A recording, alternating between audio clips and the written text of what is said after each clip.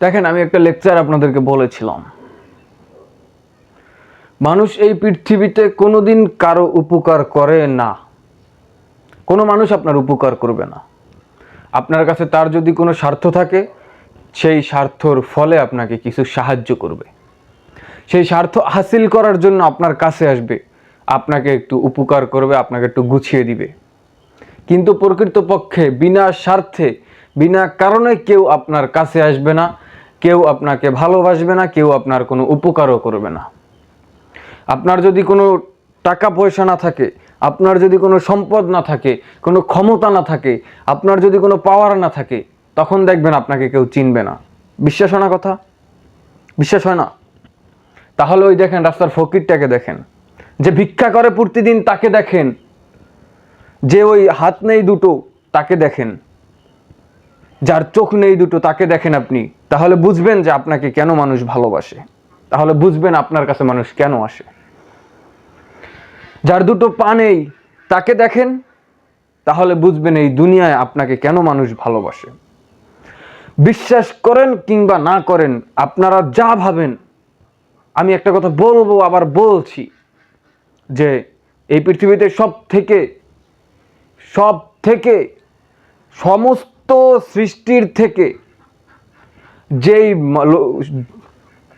জাতিটা খারাপ, যে জাতিটা অকৃতজ্ঞ, যে জাতিটা সবচাইতে বেশি বেঈমান, সেইটা হলো এই মানুষ জাত। মানুষের থেকে বড় অকৃতজ্ঞ কেউ নাই। আপনার কাছে অনেক কিছু আছে, আপনাকে ভালোবাসবে। আপনার কাছে কিচ্ছু নাই, আপনাকে চিনবেও না। আপনি বিশ্বাস করেন কিংবা না করেন, আপনি চারিদিকে যখন আপনি তাকাবেন তখন বুঝবেন। আপনি দেখতে পান না মানুষ কি রকমের আল্লাহর সাথে নাফরমানি করছে? অকৃতজ্ঞ মানুষ কিভাবে আল্লাহর দেয়া চোখ দিয়া আল্লাহর সেই আইনগুলোকে লঙ্ঘন করছে, আল্লাহর দেয়া হাত দিয়ে আল্লাহর বিরুদ্ধে যারা কথা বলছে তাদের সাথে গিয়ে হাত উঁচু করে তাল মিলাচ্ছে, যারা আল্লাহর পক্ষে কথা বলছে, দ্বীনের পক্ষে কথা বলছে, তাদের গায়ে তাদের উপরে হাত দিয়ে টর্চার করছে। দেখতে পাচ্ছেন না আল্লাহ এই যে অক্সিজেন দিয়েছে, সেই অক্সিজেন গ্রহণ করে নিজে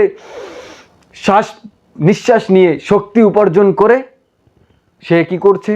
ওই ইসলামের ভিতরে যারা আছে, ইসলামের কথা যারা বলে, তাদেরকে আক্রমণ করছে, তাদের উপর সেই শক্তি প্রয়োগ করছে, তাদের উপর সেই অর্থ প্রয়োগ করছে যে অর্থ আল্লাহ দিয়েছে।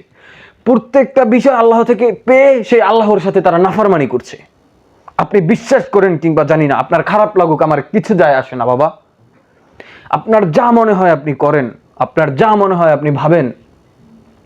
এই পৃথিবীতে আমি আবারও বলছি, মানুষের থেকে বড় অকৃতজ্ঞ জাতি আর কিচ্ছু হতে পারে না। পৃথিবীতে সবচাইতে বেশি মানুষ মানুষের সাথে নাফরমানি করেছে, মানুষ মানুষের সাথে বেঈমানি করেছে, মানুষ মানুষের সাথে ধোঁকাবাজি করেছে, মানুষ মানুষকে ধোঁকা দিচ্ছে, মানুষ মানুষের সাথে বেঈমানি করছে, মানুষ মানুষের তাকে এই ইনকাম করে, তার টাকা এনে তার বাড়ি থেকে তার কাছে গিয়ে শিক্ষা গ্রহণ করে, তার সাথে বেঈমানি করছে। দেখছেন না? তার কাছ থেকে মানুষের ভালোবাসা অর্জন করে এখন তাকে ছেড়ে দিচ্ছে, তার বিরুদ্ধে কথা বলছে। দেখতে পাচ্ছেন না? নিজের চোখে যেগুলো দেখছেন, আমরাই কি সব বুঝি? আপনারা কিচ্ছু বুঝেন না, আপনারা কিছু জানেন না, আপনারা কিছু বুঝেন না, শুধু আমরাই সব জানি।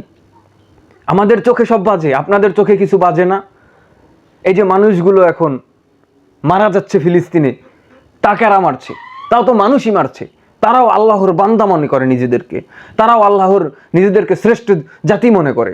তারাও তো মানুষ, তারাও তো আল্লাহর নিয়ামত পায়, তারাও তো আল্লাহর তাকায়, তারাও তো আল্লাহর চোখ আছে, আল্লাহর দেয়া চোখ তাদের কাছে আছে না? তাদের কাছেও তো আল্লাহর দেয়া হাত আছে, বুদ্ধি আছে। কই, তারাও তো মানুষকে মারছে। তারা কি বেঈমান নয়? তারা কি মুনাফিক নয়? তারা কি ওই কাফের নয়? তারা কি আল্লাহর সাথে বেঈমানি করছে না, নাফরমানি করছে না? আপনি মুসলমান হয়েছেন, কিন্তু আপনি ইসলামের পক্ষে কথা বলার শক্তি পাচ্ছেন না। আপনি কি বেঈমানি করছেন না ইসলামের সাথে? আপনি ইসলামের পক্ষে কথা বলার শক্তি পাচ্ছেন না, এটাও এক ধরনের বেঈমানি ইসলামের সাথে। আপনি হকের বিরুদ্ধে কথা বলছেন, আপনি এটা কি করছেন? ইসলামের বিরুদ্ধে চলে যাচ্ছেন, অথচ নিজেকে ইসলামের একজন সৎ নাগরিক হিসাবে, একজন মুসলমান হিসাবে, রাসূলুল্লাহ সাল্লাল্লাহু আলাইহি সাল্লামের একজন উম্মত হিসাবে আপনি দাবি করছেন? মুহাম্মদ সাল্লাল্লাহু আলাইহি ওয়াসাল্লাম, যিনি এত কষ্ট করে ইসলামটাকে আমাদের কাছে রেখে গেছেন, আমাদেরকে উপহার দিয়ে গেছেন, তার পুরো জীবনটা যে ইসলামের পিছনে ব্যয় করে চলে গেছেন, তার সাথে আপনি বেঈমানি করছেন, তার ধর্ম আপনি গায়েব করে দেওয়ার চেষ্টা করছেন। শুনে রাখুন, আপনি যত ভালো ভালো মানুষ হন, যত ভালো আপনি জাতি হিসাবে গঠন হন, আপনি যত অ্যাওয়ার্ড পান, আপনি যত এই মানুষের কাছ থেকে ভালোভাবে আপনি নিজের আত্মসম্মান পান, সম্মান পান, আপনার যত টাকা পয়সা থাকুক, আপনি মানুষের চোখের নয়নের মণি থাকেন, কিচ্ছু যায় আসে না, কিচ্ছু হবে না, কিচ্ছু পাবেন না আপনি যদি আল্লাহর দরবারে ন্যায় ইনসাফ হিসাবে না যেতে পারেন, আপনি যদি আল্লাহর কাছে সঠিকভাবে না দাঁড়াতে পারেন, কোনো কাজ হবে না, কোনো কিচ্ছু হবে না। যদি আপনি আল্লাহর কাছে সঠিকভাবে দাঁড়াতে না পারেন, তাহলে এই জীবন আপনার ব্যর্থ হয়েছে, এই জীবন আপনার ধ্বংস হয়েছে। আপনি কষ্ট পেলে আমার কিচ্ছু করার নেই, আপনি কষ্ট পান, আমি চাই আপনাকে কষ্ট দিয়ে হলেও আপনি ইসলামের পক্ষে আসেন, আপনি মুনাফিকি ছাড়েন, আপনি ইসলামের বিরুদ্ধে যাওয়া ছাড়েন, আপনি শিরকি আকীদা ছাড়েন, আপনি সঠিক আকীদায় আসেন। আপনি আজকে বলছেন কি, আপনি ইসলামের বিরুদ্ধে চলে যাচ্ছেন, আপনি বলছেন ইসলামের কর্মগুলো লাগবে না, এই কর্মগুলো না রাখলেও হবে, দাড়ি না রাখলে চলবে, পর্দা না করলে চলবে। আপনাকে আল্লাহ হেদায়েত দান করুক, নয়তো আপনি ধ্বংস হয়ে যাবেন। আপনি মনে রাখেন, আপনি যদি এরকমের চলতে থাকেন, কাল কিয়ামতের দিন আপনার কঠিন আযাবের সম্মুখীন হতে হবে, যে আযাব আপনি কল্পনা করতে পারবেন না। আপনাকে ভীষণ বিপদে পড়তে হবে বাবা, ভীষণ বিপদে পড়তে হবে ভাই আমার। ওই কাল কিয়ামতে যখন প্রত্যেকটা মানুষ নিজের জন্য কান্নাকাটি করবে, সেই সময় রাসূলুল্লাহ সাল্লাল্লাহু আলাইহি সাল্লাম আমাদের বাঁচানোর জন্য আল্লাহর কাছে সুপারিশ করবেন, আর আপনি সেই সুপারিশ কি মানেন না, শাফায়াত কি মানেন না? আপনি কেমন মুসলমান হয়েছেন ভাই? সমস্যা কি আপনার? কি সমস্যা? আপনার ইসলাম থেকে চলে যেতে মনে চাইলে আপনি চলে যান, ইসলামের ভিতরে থাকেন না, ইসলামে থাকবেন আবার নাফরমানি করবেন, এটা কেমন বেঈমানি? তাহলে কি আপনি আল্লাহকে ভয় পান না, শুধু লোক দেখানো ইসলামের ভিতরে আছেন, নাকি ইসলাম ধ্বংস করার জন্য এই ইসলামের ভিতরে ঢুকে এসেছেন? আপনি যদি ইসলামের ভিতরে ঢুকে আসেন যে আপনি ইসলাম ক্ষতি করবেন, তাহলে আমি আপনাকে একটা কথা বলে রাখি, আপনি তো ভালো, আপনার 14 গোষ্ঠী যদি সমস্ত এক হয়ে এসে ইসলামের ক্ষতি করার চেষ্টা করে, আপনি একটি ইসলামের সামান্য কিঞ্চিত পরিমাণ ক্ষতি করতে পারবেন না। আপনার প্রতি আমার চ্যালেঞ্জ রইল, আপনার প্রতি আমার চ্যালেঞ্জ, আপনি এই ইসলামের কোনো ক্ষতি করতে পারবেন না। আপনি দরকার হলে ইসলাম থেকে বের হয়ে যান, আপনি কাফেরদের পক্ষে চলে যান, তাও ইসলামের ভিতরে ফাটল ধরানোর চেষ্টা করবেন না। ওই মুনাফিকদের কাছ থেকে এসে টাকা পয়সা নিয়ে, ডলার নিয়ে আপনি এই ইসলামকে ধ্বংস করার সামান্য কিঞ্চিত বুদ্ধি নিয়ে চলবেন না। দেখেন, আপনি যদি ইসলামের পক্ষে থাকেন এবং সেখানে বসে ইসলামকে ক্ষতি করার চেষ্টা করেন, তখন আল্লাহ আপনাকে দুইভাবে শাস্তি দেবে। এক, ইসলাম না মানার শাস্তি, দুই, ইসলামকে ক্ষতি করার শাস্তি। কিন্তু যদি আপনি কাফের হয়ে যান, তো আল্লাহকে না মানার শাস্তি আপনি পাবেন। আপনি ডবল শাস্তি পেতে আসেন না। আপনি ইসলামকে ধ্বংস করার জন্য আসবেন, আপনি ইসলামকে নষ্ট করার জন্য আসবেন, আপনি নষ্ট হয়ে যাবেন, আপনি ধ্বংস হয়ে যাবেন, আপনার পুরো বংশ ধ্বংস হয়ে যাবে, আপনার পুরো পরিবার ধ্বংস হয়ে যাবে, আপনার পুরো জিন্দেগি নষ্ট হয়ে যাবে। আপনি ইতিহাস ঘেটে দেখেন, ইতিহাসে আপনার থেকে বড় বড় শক্তিশালী অর্থবান মানুষ তারা চলে গেছে, তারা ইসলামের সামান্য কিঞ্চিত ক্ষতি করতে পারেনি। লক্ষ লক্ষ যোদ্ধা তারা ইসলামের ছায়াতলে চলে এসেছে শুধু এক আল্লাহর ভয়ে। আপনি কিচ্ছু করতে পারবেন না।